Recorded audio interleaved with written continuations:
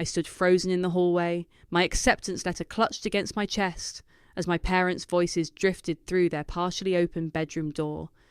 The conversation I was about to hear would change everything. "Julian needs this opportunity, Vivian. He's going places," my father said firmly. "Harvard law isn't cheap, but it's worth every penny for our son's future." "What about Aaliyah's letter?" My mother's voice was hesitant. "She got into—" "We've been through this," he cut her off. "We can't afford both. Julian's education has to come first. He's the one who will need to support a family someday." I bit my lips so hard I tasted blood. My name is Aaliyah, and at 17, I learned exactly where I stood in my family's hierarchy. The acceptance letter in my hands, my ticket to Stanford's engineering program, suddenly felt like it weighed 1,000 pounds. I'd spent countless nights studying until my eyes burned, maintaining a perfect GPA, leading 3 clubs, and even winning the state science fair. But apparently, that meant nothing compared to my brother's mediocre B average and half-hearted ambitions. "Aaliyah!" Julian's voice behind me made me jump. "What are you doing out here?" I quickly wiped my eyes and turned to face my older brother. He stood there in his warm basketball jersey, looking confused. "Nothing," I said, shoving the letter into my back pocket. "Just heading to my room." "Is that from Stanford?" He reached for the visible edge of the envelope, but I stepped back. "Doesn't matter anymore," I forced a smile. "Congratulations on Harvard Law, by the way. Mom and Dad must be thrilled." His face fell slightly. "Look, Aaliyah, I know it's not fair." "Fair?" I laughed, but it came out hollow. "When has anything ever been fair in this house?" The bedroom door opened fully, and our parents emerged. Mum's eyes immediately spotted the partially hidden letter. "Sweetheart, is that my Stanford acceptance?" I pulled it out, watching their expressions carefully. "Yeah, it is. Full engineering program, just like I've been dreaming about since freshman year." Dad cleared his throat. "Aaliyah, we need to discuss this as a family. Your brother's education takes priority," I heard. The words came out sharp enough to make them all flinch. "Don't worry, I've already figured it out. You won't have to spend a dime on my unnecessary education." "Now, that's not what we meant," Mom started, but I was already heading to my room. "Aaliyah, wait!" Julian called after me. I slammed my door and collapsed at my desk, pulling out my laptop. The browser was still open to scholarship applications. I'd been filling them out secretly for months, knowing deep down this moment would come. A soft knock interrupted my angry typing. "Go away!" The door opened anyway. Marlene, my best friend who lived next door, slipped in. She must have climbed through the window again, our usual method when parents were being impossible. "I heard doors slamming," she said, sitting on my bed. "What happened?" I told her everything, my voice shaking with rage and determination. "Those sexist jerks!" Marlene exclaimed. "But you're not giving up, right?" "Give up?" I turned to face her, a plan already forming in my mind. "No, I'm going to prove them all wrong. I'll find every scholarship, work every job I can, and get myself through Stanford without their help. And one day, they'll realise exactly what they did." "That's my girl," Marlene grinned. "Need help with those applications?" We spent the next few hours hunched over my laptop, filling out form after form. Every rejection of my dreams only fueled my determination more. Later that night, I heard my parents arguing again. "She's just as bright as Julian," Mom said. "Maybe we should." "We can't afford both, and you know it," Dad insisted. "She'll understand someday. Besides, she'll probably just get married and have kids anyway." I gripped my pencil so hard it snapped in half. Right then, I made myself a promise. I would succeed not just despite them, but to spite them. Every doubt, every dismissal, every time they chose Julian over me, it would all come back to haunt them. I pulled out my phone and texted Marlene. "You still up?" Her reply came instantly. "Always. Planning your revenge?" "Something like that." "Want to help me change the world?" "Girl, you know I'm in." "Those scholarships won't know what hit them." I smiled, feeling lighter than I had all day. They thought I was just their daughter who needed to know her place. They were about to learn I was so much more than that. And when I succeeded, because I would succeed, they'd have front row seats to watch it all unfold. Let them favour Julian. Let them dismiss my dreams. Their rejection would be the fuel that drove me to heights they never imagined possible. This wasn't just about revenge anymore. It was about justice. about proving that their daughter was worth every bit as much as their son. And I was just getting started.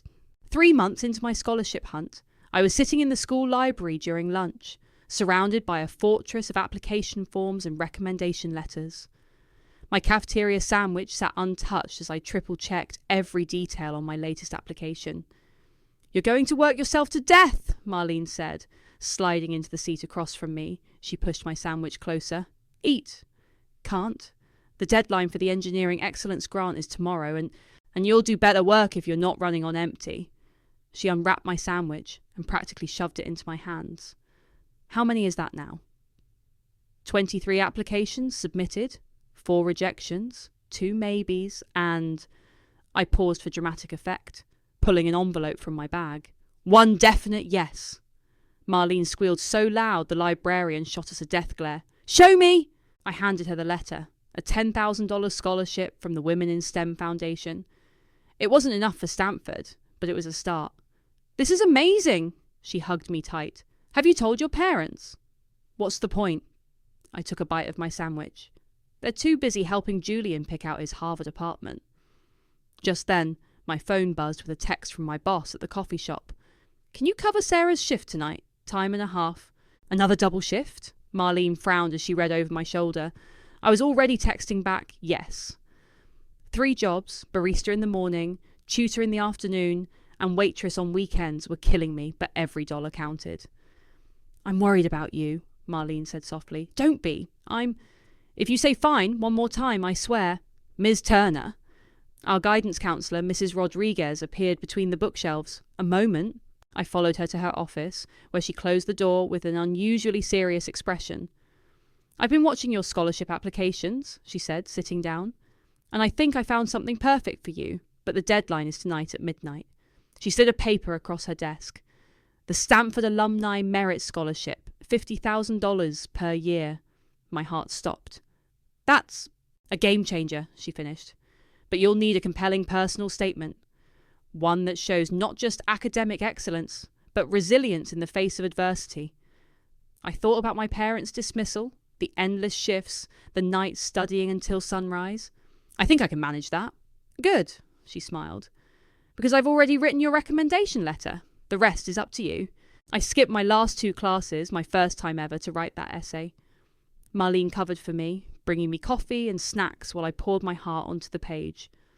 At 11:58 p.m, I hit submit, my hands shaking. The next morning, I dragged myself to the coffee shop at 5 a.m, running on 2 hours of sleep. The morning rush was brutal, but the tips were good. "Aaliyah?" My mother's voice made me freeze mid-latte. She stood at the counter looking confused. "What are you doing here?" "Working," I said shortly, not meeting her eyes. "What can I get you?" "Since when do you have a job?" "Since 3 months ago. Also since 3 months ago, tutoring and waitressing. But you'd know that if you ever asked about anything besides Julian's law school plans." The hurt in her eyes almost made me regret my words. Almost. "We should talk about this," she said quietly. "Sorry, Mom, I'm working." I turned to the next customer, dismissing her.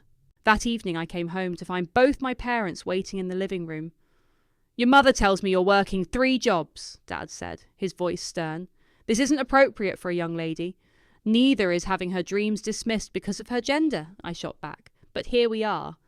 We're trying to protect you."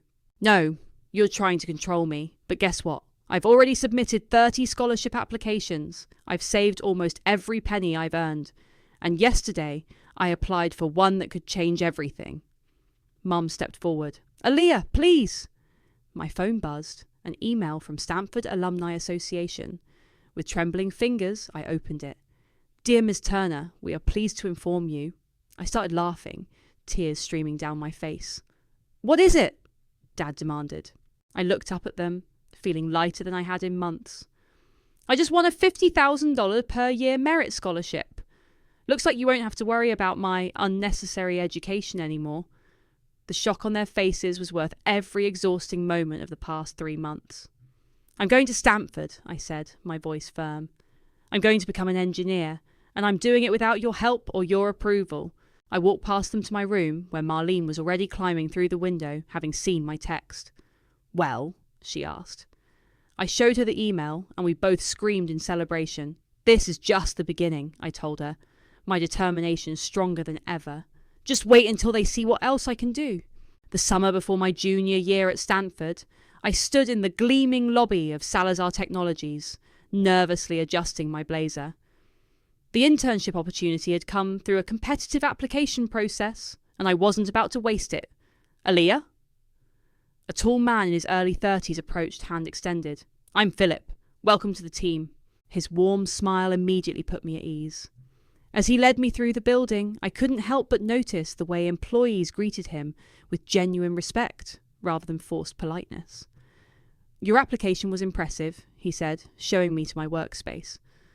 Particularly your independent research on sustainable energy solutions. What sparked that interest? Necessity, actually, I laughed. I developed a solar-powered charging system for my laptop because I was working 3 jobs to pay for school and kept running out of battery between classes. Philip stopped walking and turned to face me. You built that yourself? With some parts from a recycling centre and a lot of trial and error. His eyes lit up. Show me the designs. That conversation turned into a 2-hour technical discussion that made me almost late for my first team meeting. But it also marked the beginning of a mentorship I never expected. Weeks flew by, and I threw myself into every project. One evening, as I was finishing up some calculations, Philip stopped by my desk. You're here late again, he observed. Just wanted to double-check these numbers for tomorrow's presentation. The same presentation you've rehearsed 12 times? He smiled. Come on, I'm buying you dinner. You need to eat something besides vending machine crackers. Over pizza, our conversation drifted from work to personal lives. When he asked about my family, I hesitated. That complicated, huh? He wiped his hands on a napkin. Let me guess, they didn't support your career choice? How did you? I recognized the drive, he said simply. The need to prove yourself. I had similar issues with my father. He wanted me to take over his restaurant chain. I wanted to build robots. What happened? I built the robots. He grinned. Then designed an automated kitchen system that revolutionized his restaurants. Sometimes the best revenge is massive success. I nearly choked on my pizza. I never said anything about revenge. You didn't have to, but here's some free advice. Don't let it consume you. Use it as fuel, sure, but don't let it burn you up. The next day, Marlene visited me during lunch break. She'd gotten into Stanford too, on a journalism scholarship, and we'd remained inseparable. So this is the famous Philip, she whispered as he passed by, waving. He's younger than I expected. And married, I reminded her, rolling my eyes. But he's been an amazing mentor. Yesterday my phone buzzed with a text from Mum. Julian made partner at his law firm. Family dinner this Sunday to celebrate. Please come. Delete, I muttered. But Marlene grabbed my phone. You can't avoid them forever, she said, reading the message. Besides, wouldn't it be satisfying to show up and talk about your awesome internship? They probably think I'm making coffee and filing papers. Exactly. Show them how wrong they are. So Sunday evening found me walking into my parents' house for the first time in months. The dining room was decorated with a "Congratulations, Julian" banner. Aaliyah! Mum hugged me awkwardly. We weren't sure you'd come. Almost didn't, I said honestly. Julian approached, looking uncomfortable in his expensive suit. Hey sis, how's the internship? Before I could answer, Dad chimed in. Some sort of technical support role, right? I smiled sweetly. Actually, I'm leading the development of a new sustainable energy project. My mentor, Philip Salazar, seems to think it has real potential. The room went silent. Even Julian looked impressed. Philip Salazar? Dad's voice wavered. The tech innovator. The same? I took a sip of water. He's been an incredible mentor. Says I remind him of himself at my age. Mum tried to recover. That's wonderful, dear. But Julian's news. My phone rang. Philip's ringtone. Sorry, I need to take this. It's about the project. I stepped into the hallway, leaving them to process the fact that their unnecessary investment was now working directly with one of the most respected names in tech. Aaliyah, Philip said when I answered. How would you feel about presenting our project at the National Innovation Summit next month? I gripped the phone tighter. Are you serious? Deadly. You know this better than anyone on the team. What do you say? I glanced back at the dining room where my family was fawning over Julian's law firm stories. I say yes, I replied firmly. And Philip, thank you for everything. Don't thank me yet, he laughed. Wait until you see what I have planned for your future. I hung up smiling, knowing that my revenge was turning into something better, genuine success on my own terms. Your brother's face was in the newspaper again, Mum said during one of our rare phone calls. He just won a major case. Did you see it? I balanced my phone between my ear and shoulder while soldering the final connections on my senior project. That's nice, Mum. I've been a bit busy with my own work. Of course, dear. How's your computer thing going? I bit back a retort. My computer thing was a revolutionary solar energy storage system that had already attracted attention from major tech companies, but trying to explain that to her felt pointless. It's fine. Listen, I need to go. I have a meeting with my project advisor. After hanging up, I slumped in my chair. Marlene, who'd been quietly working on her thesis nearby, looked up. Julian in the news again? Apparently, he's the second coming of Perry Mason. I rubbed my temples. Meanwhile, I'm just playing with computers. Playing with computers? Marlene snorted. You mean revolutionising sustainable energy?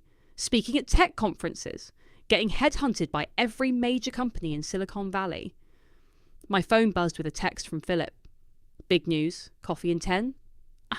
At the campus coffee shop, Philip could barely contain his excitement. The university asked me to be the keynote speaker at graduation, he said, sliding into the booth. That's amazing, I beamed. You deserve it. Thanks. But that's not the big news. He leaned forward. I want to talk about you in my speech, about your project, your journey, everything you've overcome. My coffee cup froze halfway to my mouth. What? Think about it. Your story could inspire so many others. Plus, his eyes twinkled, I hear your family will be there. They RSVP'd yesterday, I admitted, probably expecting me to get some generic engineering degree before settling down to be a housewife. Perfect. Philip grinned. They'll be in for quite a surprise when they hear about your job offer. I hadn't told anyone except Marlene about the offer yet. Executive position at Salazar Technologies, heading up their new sustainable energy division. The salary alone would make my father's eyes pop. Later that evening, I was back in the lab when Julian unexpectedly showed up.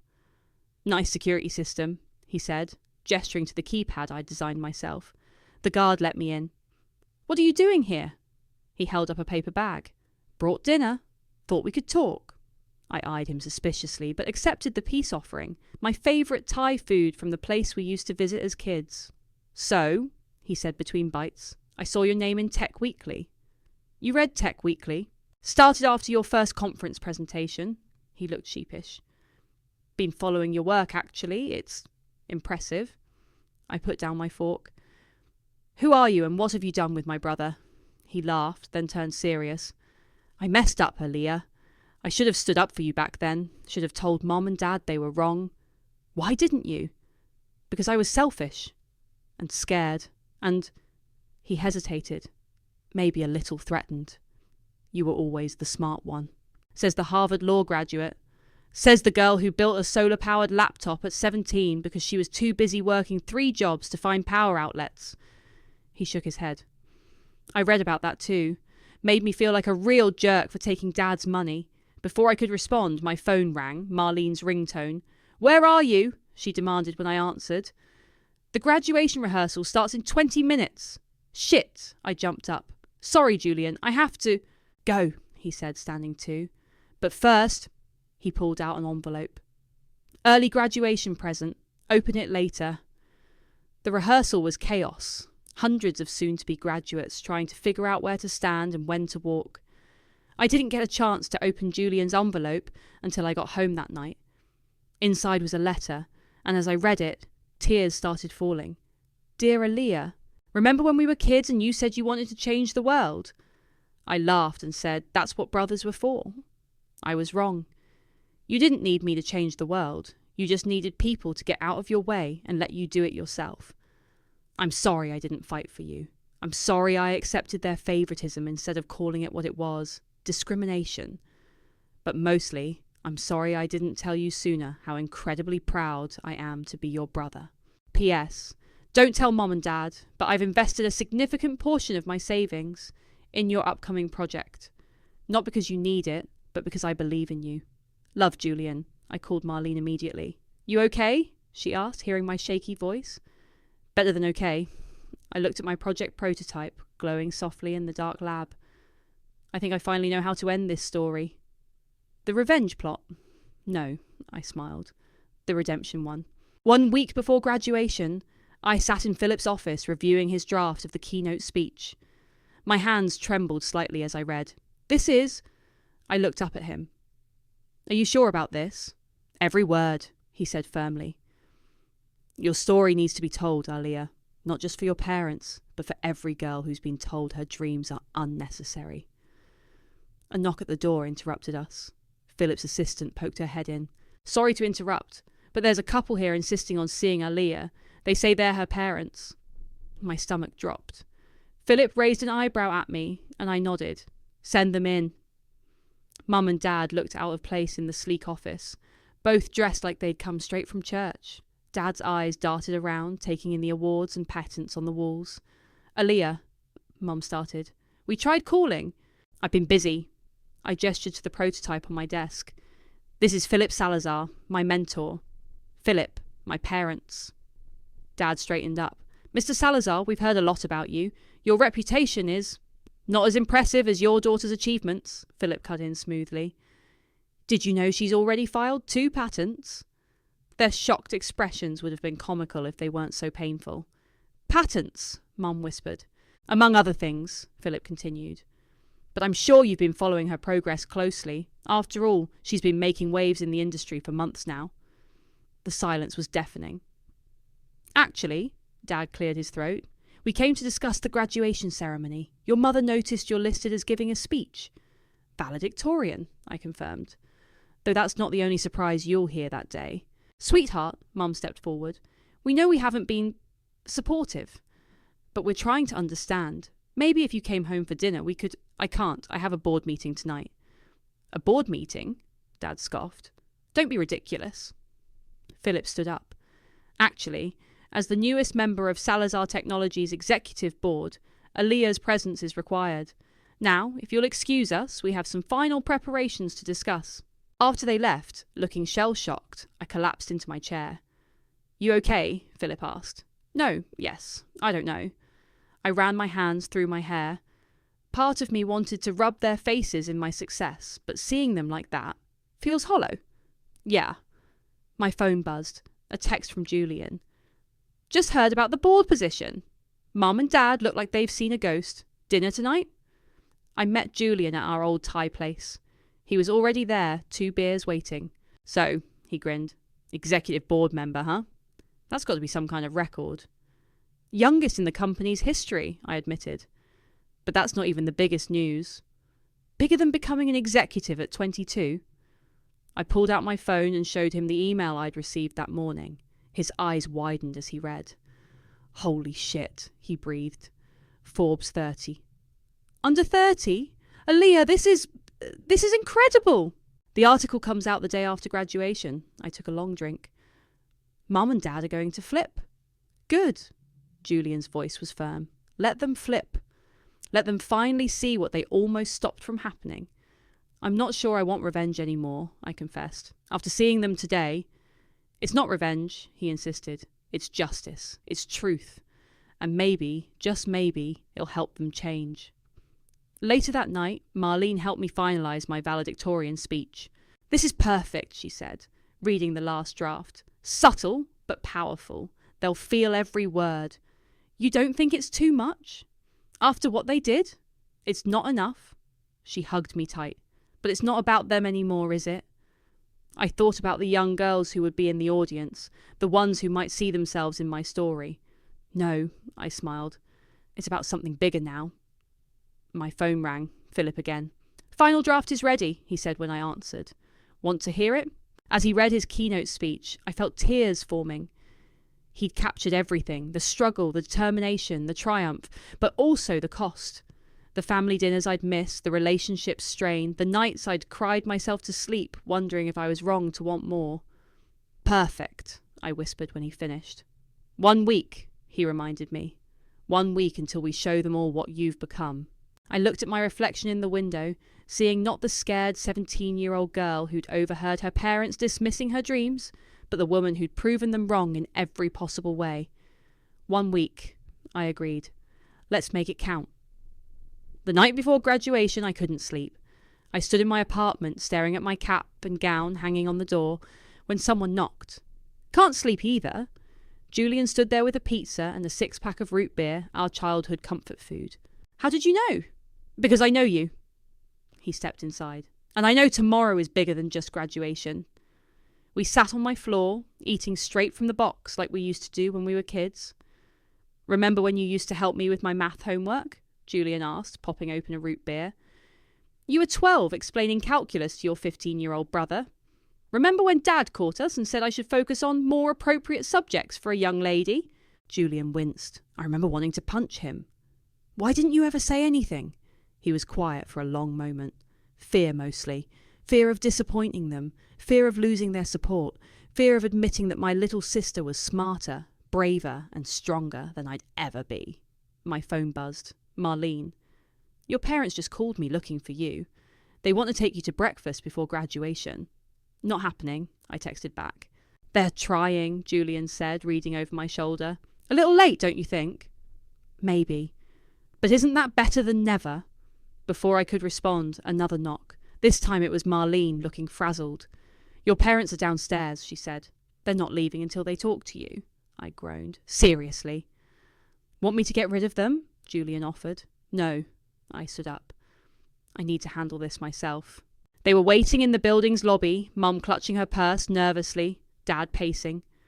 It's midnight, I said, making them jump. What are you doing here? We couldn't wait until tomorrow, Mum rushed forward. We needed to talk to you first. About what? About everything, Dad said. About how wrong we were. About how sorry... Stop! My voice was sharper than intended. You don't get to apologise now. Not when I'm about to graduate at the top of my class. Not when I'm already successful. Where were these apologies when I was working 3 jobs? When I was crying myself to sleep? When I needed you? We were wrong, Mum was crying now. So terribly wrong. When we saw your office, when Mr. Salazar talked about your achievements, we realised what we almost prevented. Almost, I repeated, but didn't, because I didn't let you. We know, Dad said quietly. We know we don't deserve your forgiveness, but we're proud of you, Aaliyah. So incredibly proud. Proud now that I've proven myself? Now that I'm successful enough to be worth your attention? Julian stepped forward. I hadn't realised he'd followed me down. They're trying, sis. Are they? Or are they just trying to claim credit for success they tried to prevent? Mum reached for my hand. I let her take it, surprised by how much older she felt.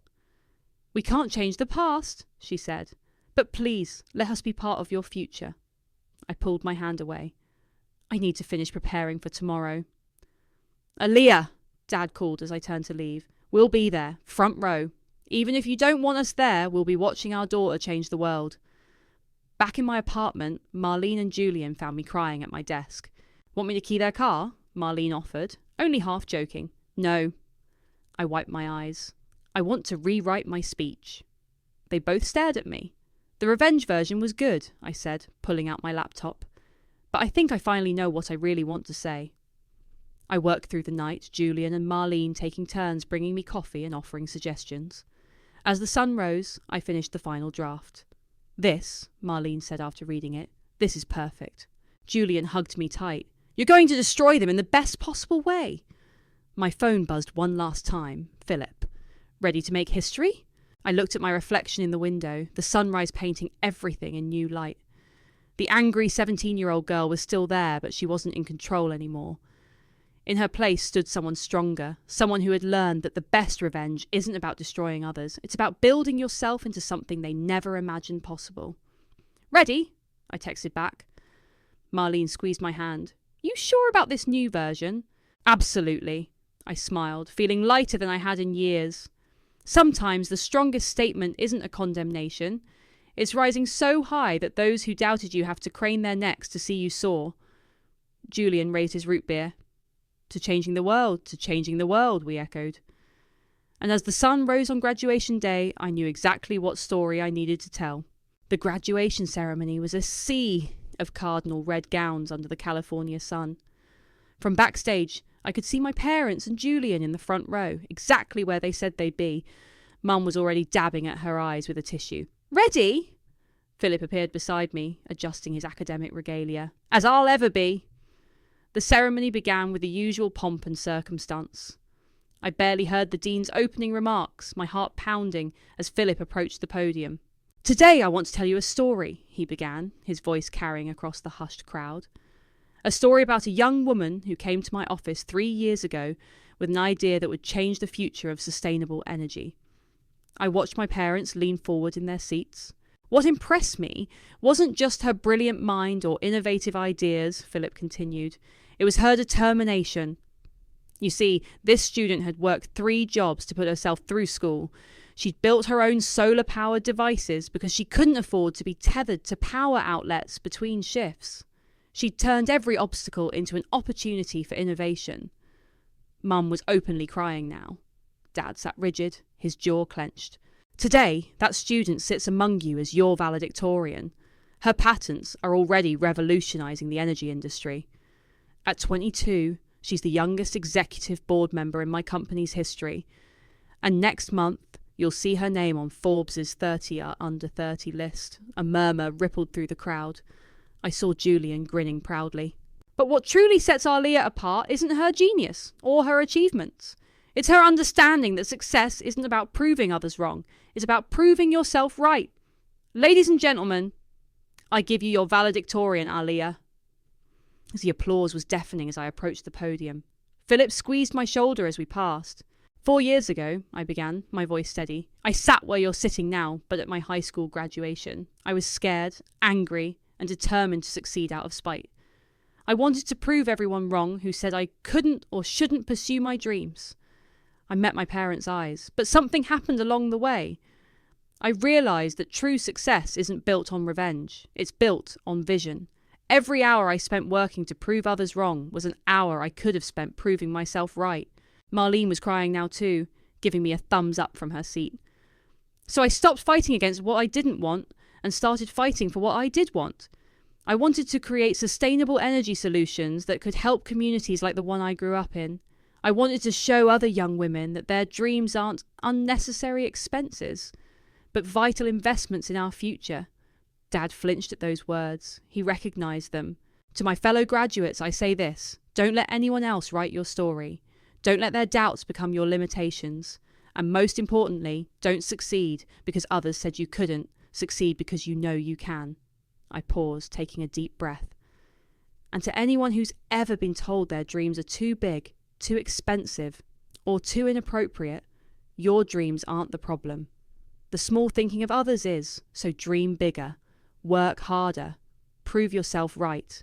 The audience erupted in applause. As I returned to my seat, I caught glimpses of young women in the crowd wiping tears, nodding fiercely. After the ceremony, my parents found me in the crowd. Mum moved to hug me, then stopped, uncertain. I surprised myself by closing the distance and hugging her first. I'm so sorry, she whispered. We were so wrong. Dad stood awkwardly until I pulled him into the hug too. Your speech, he said gruffly. It wasn't what I expected. What did you expect? To be crucified. We would have deserved it. Maybe. I stepped back. But I meant what I said. This isn't about you anymore. It's about something bigger. Philip approached with a woman I recognised as a reporter from Forbes. Ready for your interview? He asked. Actually, I looked at my parents. Would you mind if we did it over dinner? I'd like my family to be there. All of them. I gestured to where Marlene was chatting with Julian. The reporter smiled. A family dinner with the youngest tech executive in Silicon Valley. Even better. As we walked to the restaurant, Mum whispered, "We don't deserve this kindness."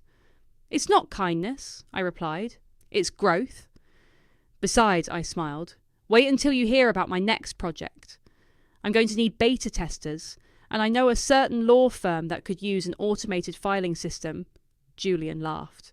"Count me in." Looking at them all, my proud brother, my remorseful parents, my loyal best friend, my mentor, I realised that success truly was the best revenge. Not because it hurt those who hurt you, but because it healed the parts of you they tried to break. And this was just the beginning. The Forbes article had been out for less than an hour when my office phone started ringing non-stop. I ignored it, focused instead on the email I was writing to a group of high school girls who'd reached out after reading my story. "Your inbox is exploding," Marlene said, walking in with 2 coffees. She'd taken the job as my communications director, combining her journalism skills with her knack for telling compelling stories. "Let it explode. This is more important." She read over my shoulder as I typed, "Dear Sarah, Maria, and Jessica, thank you for sharing your stories with me. Yes, my parents also said engineering wasn't for girls. Yes, I also heard, why don't you try something easier? But here's what I want you to know." A knock interrupted us. Philip stood in the doorway, grinning.